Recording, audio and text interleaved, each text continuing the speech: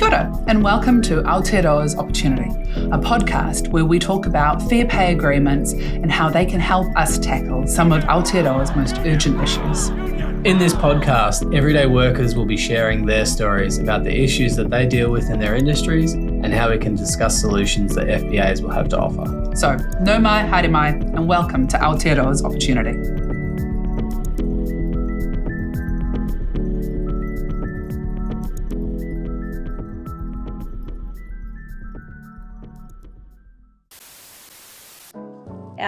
Our working conditions are the children's learning conditions, and if we're not able to do the work that we want to do, that we're passionate about, the children are the ones that lose out.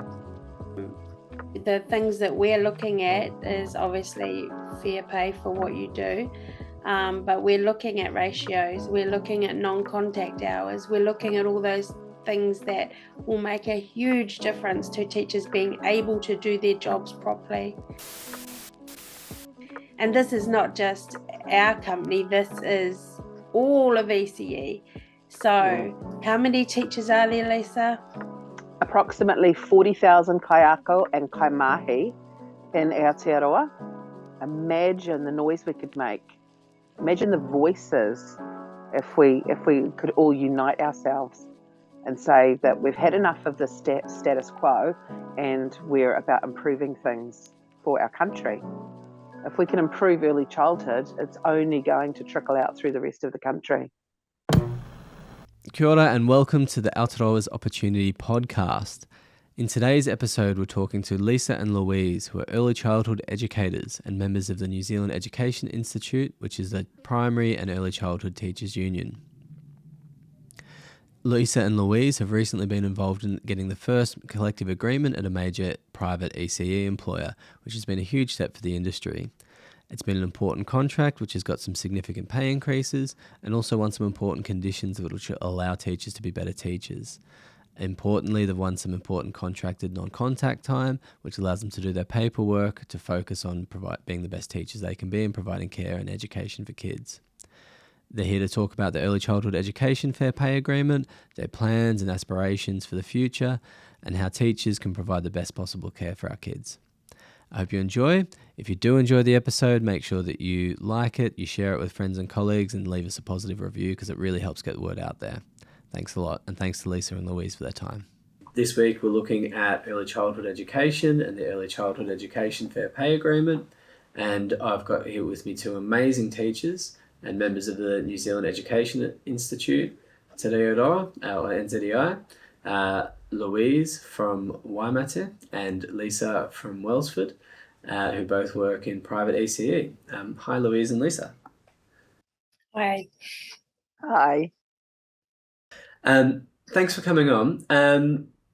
Talk to me a bit about early childhood education. What is it that motivates you to be teachers in with our youngest kids? I'll go first if you like. For me, it's the children. I love working with children, and the joy that you get from teaching is amazing. You know, when you see you're showing a child how to do something and they're like, oh, I'm not sure if I can do it. And you're like, sure, you can do it, you know. And then you see that little light bulb moment when they get it and they understand and they do it. That's for me is what it's all about. That's why I'm here. Nice. For me, early childhood is about relationships. So I'm building relationships not only with the children and my colleagues and the whānau that I work with, but the kids, the working with tamariki, I think is the most important aspect for me as well. For me, it's about getting to know the children and their families, going to birthday parties as well. I just went to one last weekend. And parents say to me, what are you doing here? Like, you work with kids all week. The last thing you'd want to be doing would be here. And I'm like, but this is really exciting. He's going off to school. This is a big, big thing. You know, I want to be here for that. I've been with this little guy since he was 2. And I want to see him off. Also the aspect of us being a foundation of education. That's something that I strongly believe. and that if we can get that foundation right and we can get it strong and we can make these children resilient, I think we're going to improve Aotearoa. Yeah, can you talk a bit about that? Because I think there'd be some people who would be very wrong, but view ECE as childcare, where it's just somewhere where you look after kids and they sort of play around with balls and you pick them up at the end of the day. But yeah, can you talk about some of the philosophies that underpin your work and the work of building up little people and working with these kids? Resilience is built up really through developing social and emotional competence. If children believe in themselves, then they believe that they're capable. Capable children become creative learners. They become confident in what they want to do. They understand themselves. They know what their strengths are, and they're prepared to take on their weaknesses. We're not just nice people. We're educated, we're professional, we have ethics, we have professional standards, we have registration. We're not just here to babysit.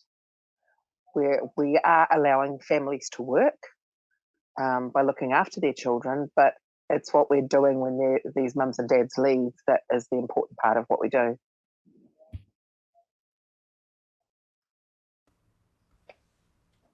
Yeah, do you want anything you wanted to add, Louise? Yeah, the building of is really, really important. It's vital. And as Lisa said about the building the resilience and things, when the parents drop their children off to us and they say their goodbyes and that, and then we're there for the children and we're there to help spark their curiosity and grow that desire to learn, that desire to want to find out about the world around them. Why does the water go downhill? All of those the working theories, all of that investigative, exploring their world, touching, tasting, looking, hearing, all of those senses.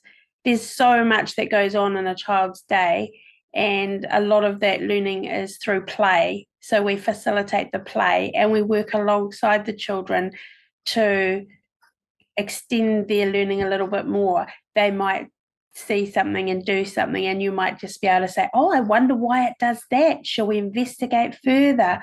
And it's working alongside them. It is definitely not just babysitting. It is, as Lisa said, we are trained professionals. We're educating the children. We're growing their little minds. We're building resilience. We're engaging with them for the whole time that they're with us. Yeah, and it's really essential work, as you say. I know I've got 2 little kids, and I they can be pretty exhausting helping them grow. But dealing with a whole community of children would be really complex, and I don't think everyone could do it. I think I would struggle to do that day in, day out, and and it's really a labour of love, and it's a really important sort of work. Being in early childhood teaches a lot of work, and it's really important work for bringing up new young people into our community. What are some of the challenges you face in trying to do that job well? There are so many challenges. I've been working in early childhood for nearly 20 years, and the amount of paperwork that we have to complete to do our jobs has increased so much over that time that we're spending more time doing paperwork than we are getting to spend with the children. And that's really hard. And I think another huge challenge for us are the ministry set ratios. 1 teacher to 5 babies. If you were a parent who had 5 babies, I mean, one, you'd be on TV, right? because you just had 5 babies, but you would also be, supported by your community. People would be like, oh my God, you're looking after 5 babies by yourself? Let me come and help. But we're allowed to have 5 under 2s to 1 teacher. So that means 2 teachers can have 10 under 2s.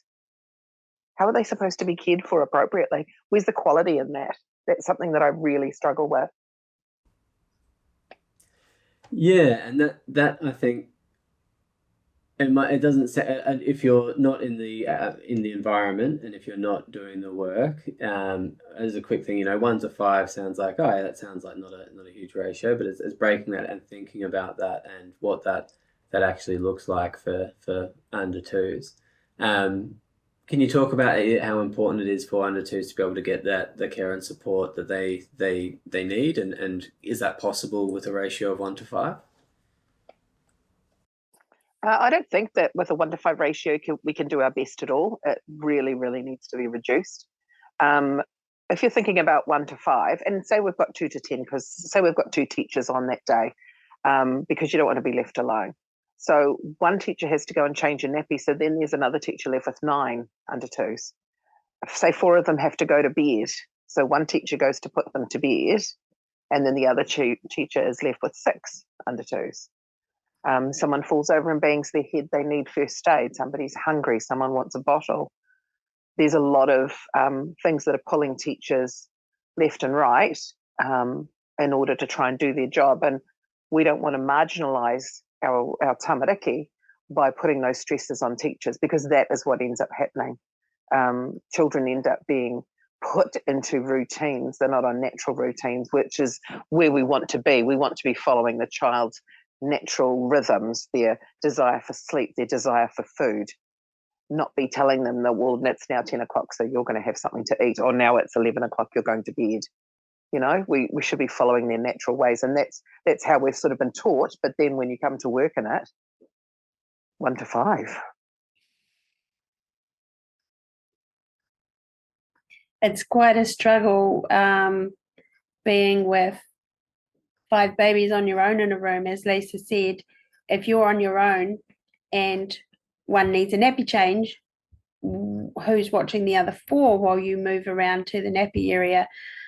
And then if someone slips or falls, which does happen as they're learning to crawl and mastering their bodies and their movement, they do fall, and that requires first aid, then you're always torn between what has to be done for this one, what has to be done for that one, to the rest of them that are sitting there by themselves. It's definitely not quality. I was reading something recently on a group chat. It's a ECE teacher group chat, and someone was very concerned because all these bubbas were crying, and the management was saying, well, you have to leave them to do that because you have this to do now. I chose not to allow my child to cry it out. It's not good for their brain development. So what are we doing to our tamariki? The ministry really need to listen to their teachers and reduce these ratios, regardless of who's in government. We really need to address that. I think it's incredibly, incredibly important for the safety of our tamariki and for our families. Yeah. Okay. How does it feel when you are trying to provide good quality early childhood education to build these kids up to be resilient, to be, social and have robust relationships, but you're struggling to have the resources to do that because you're trying to just juggle that amount of kids? How does that make you feel as kayako? We have to be really, I guess we're doing this at the moment. So we're having a meeting next week, and it's to go over who are some of our challenging children are, how we can best support them. We have to start developing strategies in order to do our job above and beyond our daily kind of practice. We have to make sure that, there's enough engagement involved. So that means a lot more planning, but when do you get the time to plan? Kindergarten situation is that the teachers arrive earlier, they have a good 45 minutes before the kids start, and then they've got time after work. I start, if I'm doing a 7:30 shift, I'll come to work early just to get set up, but kids are there from 7:30. And if I finish at 4 or 4:30, kids are there until that time. If I start at 9, kids are there till 5:30, kids are there. So you never get that time to do those sorts of things with your colleagues unless you're having meetings outside of work, which, you know, you can only do so many when you're starting to take into your own family time. You know, there's that getting that work-life balance, I think. Yeah, I think the expectation that teachers, because they love their job and they're passionate, will just do the extra work at home because, well, you're a teacher. That's what you're in it for.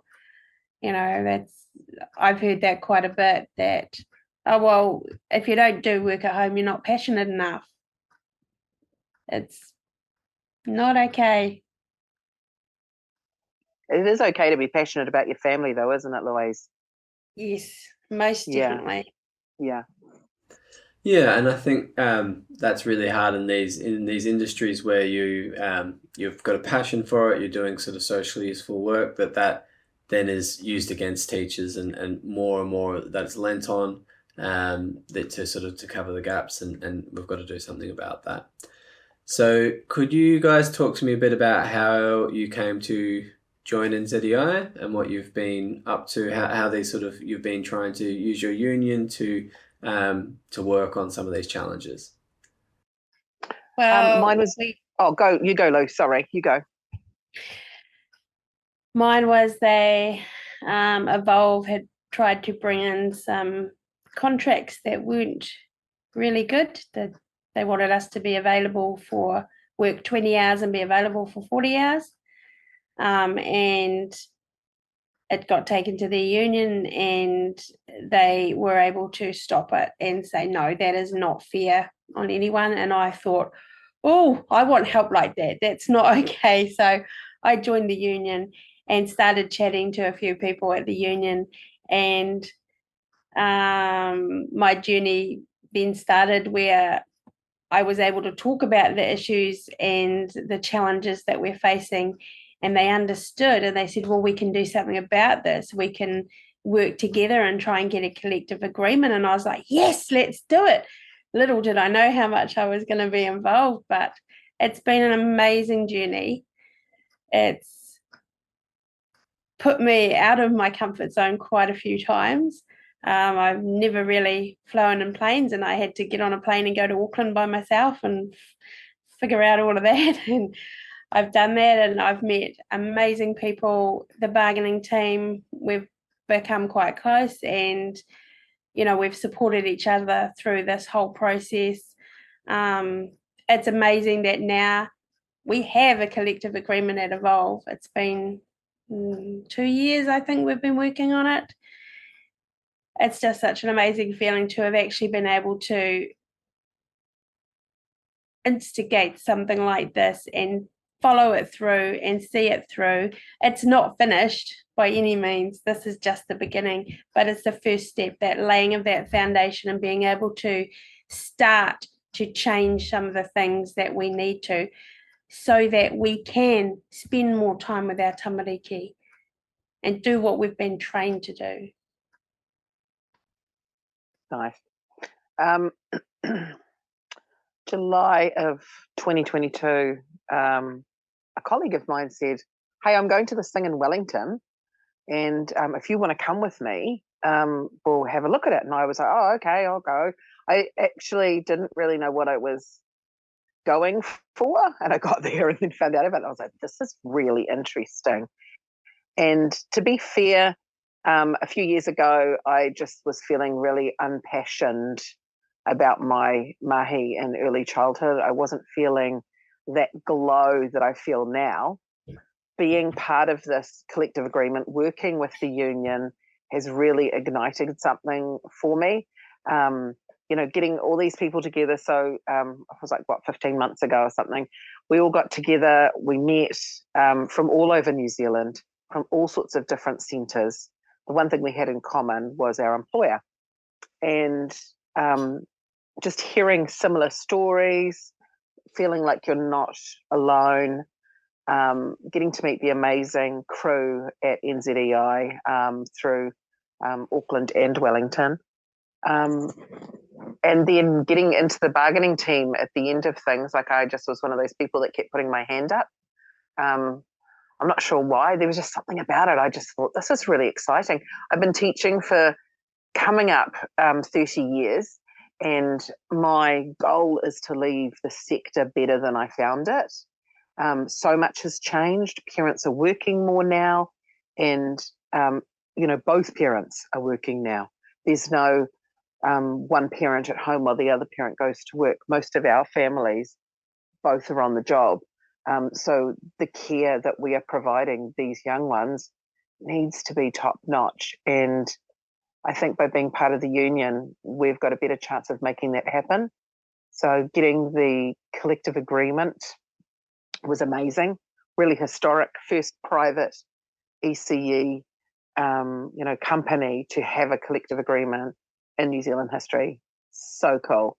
And now we need to go further, getting fair pay sorted, and then we need to attack ratios. We need to get this improved for the children. It's just really for the kids. You look at every country that puts their ECE sector first, which means they put their young children first. Less suicide, less jail, less everything. They don't have the social problems, excuse me, or the healthcare problems that countries that put children last. And I think it's about time that we put our kids first. And do you think that it made a difference to be able to do that, having the framework of a union, that you could come together than by yourselves, or could you have made those that progress within your employer individually? Absolutely not. We needed them, Lo. We needed the union. The setup is amazing. The support you get is amazing, and they encourage you to become leaders and to speak out about the things that are wrong. That's probably the most awesome bit for me, is that now I do speak out, and I'm not afraid to, because I've got the union behind me, and it's like, I can do this. I'm not alone trying to push these ideas and say about it. That's an amazing feeling. Yeah. Having the union gave us kind of like a little bit of backbone more. You've got that support. And also having, a place to go and ask questions, about legal things, stuff that is, I don't know about employment law. I could tell you, till the cows come home about early childhood education. But, having somewhere where you can go and ask those difficult questions to straighten things out for yourself. We couldn't have done it without NZEI. We needed the union. And now you've got your agreement with your employer, which has made some progress on some of these challenges. But we've also working through the Early Childhood Education Fair Pay Agreement. What sort of aspirations about the industry do you have for the FPA, and what makes you excited about the future with the FPA? The FPA, I think, is about acknowledging teachers, because it's that saying of a teacher is a teacher is a teacher. We have what would be considered, air quotes, unqualified teachers doing amazing work. So if you look, for instance, say a Polynesian centre with amazing cultural and language teachers, I could walk in with my qualifications and my registration and everything and be garnering a higher wage because of a piece of paper, and it has nothing to do with my teaching knowledge. I'd be a not very good teacher in that context because I don't have the language or the cultural skills that these other people do. So I think that's something that's important, that needs to be acknowledged, that there are people that are doing work that have been in the industry for a long time that are, once again, unqualified, but what is qualified.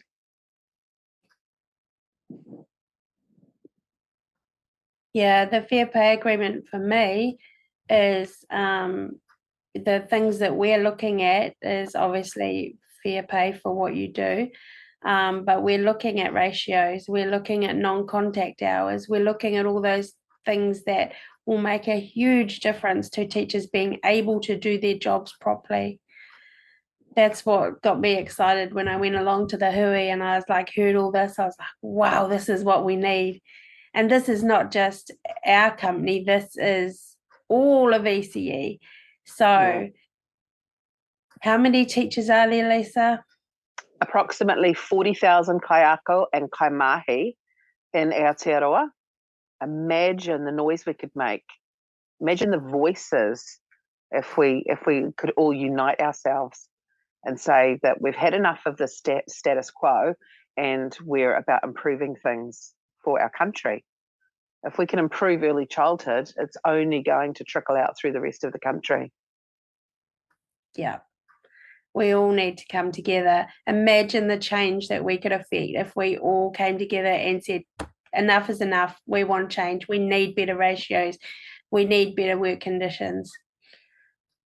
Our working conditions are the children's learning conditions. And if we're not able to do the work that we want to do, that we're passionate about, the children are the ones that lose out. Mm. And I know that there's within the union, there's some other work going on about, getting support with ESWs and things like that into centres. That's something else that's incredibly lacking. We just need to get everything straightened up. And I think if we can get fair pay going through, get some of our other aspects sorted, early childhood could be an incredible place to work again. And I think we're on the upswing. I really, really do. Cool. Well, if the passion you guys have is the starting place, then I'm sure there's nothing we can't do, because this is sounding really exciting. I think working for a big company as well as head office, and that's quite a head office can be quite a long way from the communities you work in. Do you think that being involved in the union has helped bring the concerns of your community into the way the company's thinking about work? My centre is the most northern of my employer's centres, but centres all over New Zealand. And it was nice when we went down for the CA to headquarters and stuff to meet all these people from other centres. And it kind of, like Louise said, it gave us that feeling of togetherness, that feeling of being unified right away. And also understanding, I think, something for me that was a big understanding was that the union is not the headquarters. The union is the people who are the members. We are the union. Everybody else there is humming along, supporting us, striving to help us make this change. We're doing the work with the support of head office. Head office is not doing the work for us. It's the union of the people are doing it. And I think that that's a really important change of kind of like perception with unions. It's not a machine somewhere being driven by a few people on keyboards. It's actually people working in centres. We're the union. We're the ones that are at ground level. We're the ones that know what's going on. Yeah, and the union is quite new in your with your employer. Has that led to changes in the cultures of your workplace and the way you're relating to your work? I think so. I feel really fortunate that the centre where I work is incredibly well managed with a compassionate and empathetic leader. So having that in the space is good for a start. I know other people have issues being union members within their centre. that it's not considered an okay thing. So I'm really lucky in that respect. And it's made it easier to reach out to the rest of the team and say, look at what we can do. Look at what we can do, hop on board. So it's definitely changing the tone, and it gives us somewhere to go. Anytime something comes up, we can go, is this right? And just check. I'm not sure about this. Can you guys just tell us if this is okay? So yeah, I just think the union is the way to go. Or maybe even just ask them if there's any other stuff that they'd like to. Is there anything else you'd like to sort of to mention, or? Well, I think it's important to remember that our tamariki spend an enormous amount of time with us. Some children only come 3 days a week, but the majority of our children are coming Monday to Friday. Some of them are from opening and closing hours if their parents have full-time jobs. They're with us a long time. And if we can make them feel capable and confident within themselves, they're going to go out and be amazing little thinkers, amazing little entrepreneurs, amazing little artists. We've got places to go if we can get it right. We've just really got to get ECE right. Yeah, we sure do.